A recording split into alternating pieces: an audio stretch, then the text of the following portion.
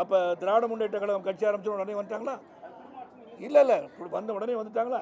ஏடிஎம்கே கட்சி ஆரம்பிச்ச உடனே வந்துட்டாங்க. எல்லாருமே தான். மாயத்தேவர் நின்னார், எம்பிசியில் ஜெயிச்சாங்க, அதோட பரபரப்பாச்சு, கட்சி வந்துச்சு. எல்லாருமே ஒரே நாளில் எல்லாம் ஜெயிச்சிட முடியாது. ஸோ பாரதிய ஜனதா கட்சியை பார்த்தீங்கன்னா திராவிட முன்னேற்ற கழகமாக இருந்தாலும் சரி, அனைத்து இந்த அண்ணா திராவிட முன்னேற்ற கழகமாக இருந்தாலும் சரி, படிப்படியாக வாக்கு சதவீதம் குறைந்து கொண்டிருப்பதை தெளிவாக நீ பார்க்கலாம். நீங்கள் வந்து அண்மையில் பார்த்தீங்கன்னா அவங்க வந்து 36 இருந்தாங்க, இவர் வந்தாங்க, இப்போ 26 டிஎம்கே தெரியுது, கணிப்பு சொல்கிறார். இவங்க 20க்கு வந்துட்டாங்க. பாரதிய ஜனதா கட்சி தன்னிச்சையாக 11.37 கிட்டத்தட்ட சதவீதம், கூட்டணியுடன் 18%. This can also go to 25, this can also go to 30. அதை நீங்கள் மறந்துடாதீங்க. கடுமையாக உழைப்பவர்கள், தேசிய நீரோட்டத்தில் இருக்க வேண்டும், தேசியத்தை வளர்க்க வேண்டும் நினைப்பவர்கள் அதிக பேர் இருக்காங்க.